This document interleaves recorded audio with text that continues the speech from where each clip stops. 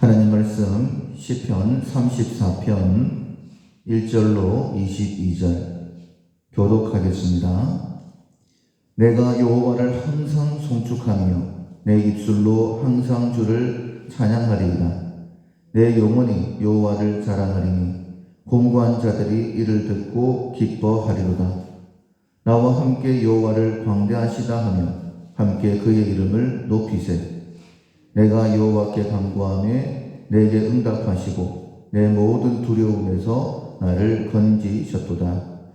그들이 주를 앙망하고 광채를 내었으니 그들의 얼굴은 부끄럽지 아니하리로다. 이 공고한 자가 부르짖음에 여호와께서 들으시고 그의 모든 환난에서 구원하셨도다. 여호와의 천사가 주를 경외하는 자를 둘러 진치고 그들을 건지시는도다. 너희는 여호와의 선하심을 맛보아 알지어다. 그에게 피하는 자는 복이 있도다. 너희 성도들아 여호와를 경외하라. 그를 경외하는 자에게는 부족함이 없으리로다. 젊은 사자는 궁핍하여 줄일지라도 여호와를 찾는 자는 모든 좋은 것에 부족함이 없으리로다. 너희 자녀들아 와서 내 말을 들으라. 내가 여호와를 경외하는 법을 너희에게 가르치리로다.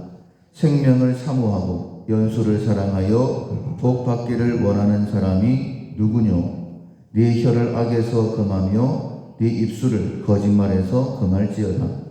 악을 버리고 선을 행하며 화평을 찾아 따를지어다.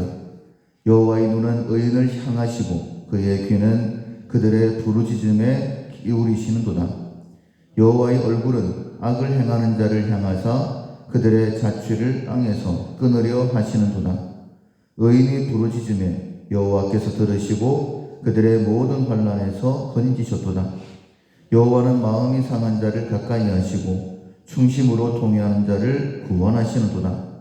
의인은 고난이 많으나 여호와께서 그의 모든 고난에서 건지시는도다.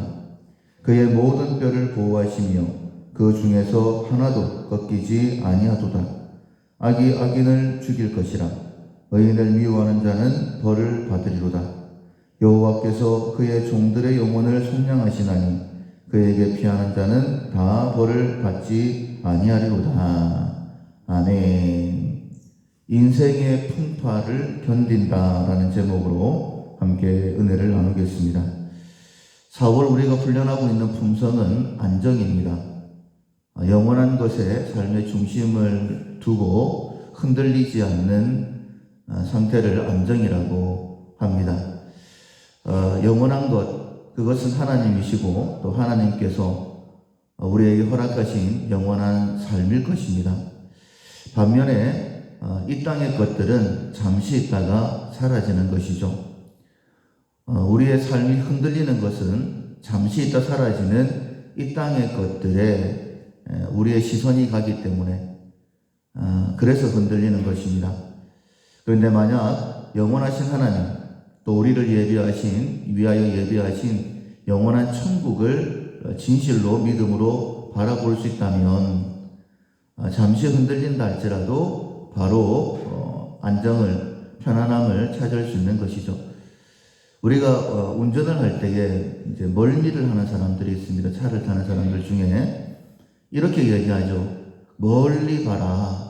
가까이 보지 말고 창문을 열고 멀리 보면 괜찮아질 것이다. 라고 그렇게 이야기를 합니다. 마찬가지입니다. 내 삶이 멀미가 나는 것처럼 그렇게 흔들릴 때에 눈앞에 있는 이 문제를 바라보지 않고 영원한 것을 바라보게 되어지면 우리의 삶은 안정되어지게 됩니다. 문제가 없는 것이 아닙니다. 많은 문제가 있지만은 그 고난 가운데에서 한번 견뎌보면 하나님께서 우리에게 허락하신 것인데 라는 그 믿음을 가지고 하나님을 기억하고 견디어보면 하나님을 더 깊이 만날 수 있게 되는 것이죠. 오늘 본문 시편 34편은 다윗이 사울이 다윗을 죽이려고 할 때에 이제 이스라엘 땅에서는 도망할 데가 없다라고 깨닫고 블레셋 땅으로 도망을 갔습니다.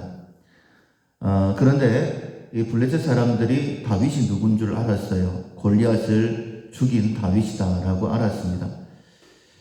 사울을 피해서 도망을 갔는데 이제 블레셋 왕 아기스에게 죽게 될 그런 상황이 된 거예요. 두려움에 다윗이 미친 척하죠. 침을 흘리면서 미친 척했을 때에 아기스가 저 미친 자를 내가 죽일 필요가 뭐가 있느냐, 내 쫓아라 라고 그렇게 이야기하고 거기서 생명을 구원했던 그런 상황이었습니다. 살고 난 다음에 이제 하나님을 기억하면서 찬양하는 시가 오늘 본문의 시입니다. 어떻게 보면 굉장히 비참한 그런 상황이죠. 골리앗을 죽인 하나님의 사람인데, 그리고 하나님께서 이스라엘의 왕으로 기름 부어 세운 자인데, 아무리 그래도 그렇지 이방 왕 앞에서 미친 척하면서 침을 흘리고 그렇게 구차하게 생명을 건지고 난 다음에 나와서 하나님을 찬양한다? 좀 맞지 않는 것 같은 그런 내용입니다. 그러나 다윗은 그렇지 않았어요. 1절에 보면 내가 여호와를 항상 송축하며 내 입술로 항상 주를 찬양하리다. 1, 2, 3절에 보면 하나님을 높이 찬양하고 있는 모습을 봅니다. 그리고 4절에 내가 여호와께 간구하며 내게 응답하시고 내 모든 두려움에서 나를 건지셨도다. 두려움 가운데서 건지신 하나님을 고백하고 있는 것이죠. 단순히 자기 자신만 하나님을 찬양하는 것이 아니라 많은 사람들에게 이 사실을 증거하고 있습니다. 구원의 하나님을. 8절에 너희는 여호와의 선하심을 맛보아 알지어다. 그에게 피하는 자는 복이 있다. 내가 하나님께 피했더니 하나님께서 나를 건지셨다라고 증거하는 것이죠. 그리고 11절에 너희 자녀들아 와서 내 말을 들으라. 내가 여호와를 경외하는 법을 너희에게 가르치리로다. 상황적으로 보면 조금 이해가 되지 않는, 내가 어떻게 하나님을 경외하는지 알려줄게 라고 하면서 지금 이 시편을 기록하고 있는 것입니다. 그리고 19절에 보면 의인은 고난이 많으나 여호와께서 그의 고난에서 건지시는도다 라고 지금 다윗이 왜 이렇게 하나님을 찬양하고 있는지, 어떻게 내가 하나님을 증거할 수 있는지 그 이유를 이야기하고 있는 거예요. 의인이지만은 고난이 있을 수 있다. 많다. 그러나 하나님께서 그 고난 가운데서 건져내신다라고 증거하는 것입니다. 다윗이니까 이럴 수 있지라고 우리가 생각할 수 있습니다. 모든 상황 가운데서 골리앗을 만났든지 아니면 아버지의 양떼를 치고 있든지 사울이 죽이려고 하든지 믿음이 흔들리지 않았다라고 그렇게 말할 수 있겠지만은 그래서 우리가 또 다윗의 믿음을 닮아가려고 할 수 있는 것 아니겠습니까? 19절 다시 보면 의인은 고난이 많으나 고난이 없었던 것이 아닙니다. 다윗 역시 많은 고난 가운데 있었다라는 것이죠. 앞서 말씀을 드린 것처럼 이방 왕 아기스 앞에서 미친 척하면서 생명을 구차하게 건졌습니다. 이런 수치스러운 일을 당했는데 어떻게 이렇게 하나님을 찬양할 수 있을까? 다윗의 믿음도 항상 좋은 것은 아니었죠. 항상 담대했던 것은 아닙니다. 골리앗 앞에서는 그렇게 담대했었지만은 사울이 죽이려고 할 때는 두려움에 떨었지 않습니까?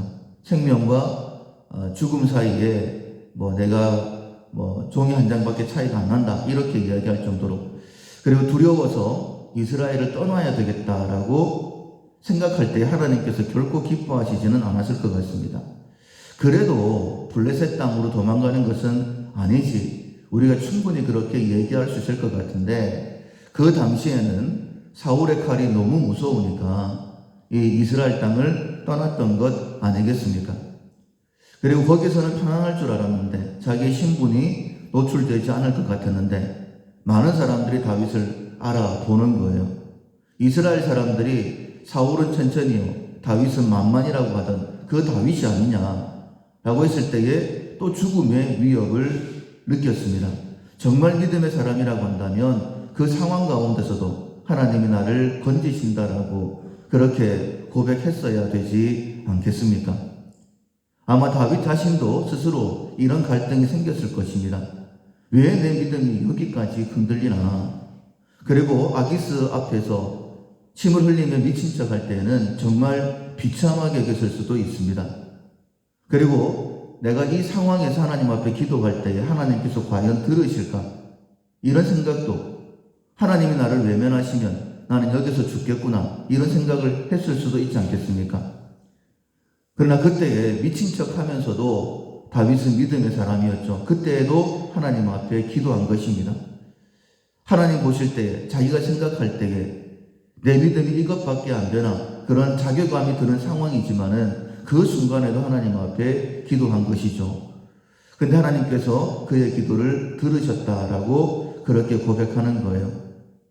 하나님께서 나의 기도를 들으시고 아기스의 손에서 나를 건져내셨구나. 그리고는 아기스 앞에서 나왔을 때에 하나님을 찬양하면서 하나님의 구원을 높이면서 이렇게까지도 하나님께서는 하나님을 경험시켜 주신다. 하나님은 이런 가운데서도 선하시게 나의 삶 가운데에 응답하셨다라고 고백하는 것입니다. 6절에 보면 이 공고한 자가 부르짖음에 여호와께서 들으시고 그의 모든 환난에서 구원하셨도다. 그러니까 믿음으로 문제를 만났을 때에, 믿음으로 반응했을 때도 건져내시고, 때로는 내 믿음이 흔들려서 연약해가지고 점점 더 깊은 수렁에 빠졌을 때에도 하나님께서는 변함없이 자기를 건져주셨다. 그래서 모든 환난에서 나를 건지셨다라고 그렇게 고백하는 것입니다. 때로는 우리의 믿음도 한없이 나약해질 때가 있습니다. 내 믿음이 이것밖에 안 됐나라는 자괴감이 들 수도 있습니다. 그러나 우리가 바다 끝에 거한다 할지라도, 때로는 수월까지 내려간다 할지라도 하나님은 그곳에서도 나를 기억하시고 나를 건지시는 하나님이시다. 하나님의 눈 앞에서 우리가 피할 수 없다라고 그렇게 말씀하시지 않습니까? 여러분은 이렇게 고백합니다. 감당치 못할 시험당함을 허락하지 아니하시고 시험당할 쯤에 또한 피할 길을 내사 능히 감당케 하시는 하나님이시다라고. 내가 믿음으로 반응할 때에도 하나님께서 감당케 하실 뿐만 아니라 때로는 나의 믿음이 흔들릴 때도 하나님께서는 감당케 해주신다라는 거예요. 그래서 내가 어떤 어려움을 만났든지 그 어려움 앞에 나의 믿음이 어떠하든지 간에 지금이라도 깨닫고 다윗처럼 하나님 앞에 구하게 되어지면 하나님은 하나님의 구원을 나타내시고 하나님이 어떤 분이신지를 경험시켜 주시는 것이죠. 그래서 우리가 잘 알고 있는 말씀, 고난당한 것이 내게 유익이라 내가 주의 율례들을 배우게 되었다라고 그렇게 고백할 수 있는 것이죠. 다윗은 그 하나님을 경험했기에 이렇게 고백했던 것입니다. 1절, 내가 여호와를 항상 송축하며 내 입술로 항상 주를 찬양하리이다. 5절, 그들의 얼굴은 부끄럽지 아니하리로다. 7절, 그들을 건지시는도다. 8절, 그에게 피하는 자는 복이 있도다. 9절, 그를 경외하는 자에게는 부족함이 없으리로다. 10절, 젊은 사자는 궁핍하여 줄일지라도 여호와를 찾는 자는 모든 좋은 것에 부족함이 없으리로다. 조금만 가면 광안리 해변이 있습니다. 바다를 경험하는 사람들은 다 다르죠. 눈으로 보면서 아는 사람이 있고, 또 물에 들어가서 수영을 하면서 아는 사람이 있고, 또 태풍이 몰아치는 것을 보면서 참 무섭다라고 느끼는 사람도 있을 것이고, 또 바람 한 점 없는 호수 같은 바다를 보면서 참 편안하다라고 느끼는 사람도 있을 것이고, 각각 느끼는 방법이 다르지 않습니까? 하나님도 마찬가지입니다. 우리가 어떻게 경험하느냐에 따라서 달라지는 것이죠. 그러나 우리가 하나님은 항상 나와 함께 하시는 분. 그렇다면 모든 상황 가운데서 하나님을 경험하는 것. 그리고 다윗처럼 하나님은 모든 고난 가운데서 나를 건지시는 분이시다라고 고백하게 되어진다면 우리의 삶은 어떤 상황 가운데 있할지라도 안정될 수 있을 것입니다. 지금 내 형편이 어떠하든지 간에 고난 한번 견뎌보는 겁니다. 왜냐하면 하나님께서 건져내실 것이기 때문입니다. 감당케 하실 것이기 때문입니다. 그 상황을 통하여서 하나님을 경험하고 우리는 점점 더 믿음의 사람, 안정된 사람으로 바뀌어져 가는 것이죠. 그래서 이 상황 가운데서도 하나님을 기억하시고 이겨내시고 또 하나님을 다윗처럼 높이 찬양할 수 있는 우리 모든 삶이 될 수 있기를 주님의 이름으로 축원합니다. 아멘. 찬송가 406장 고난 내 영혼 함께 찬양하시겠습니다.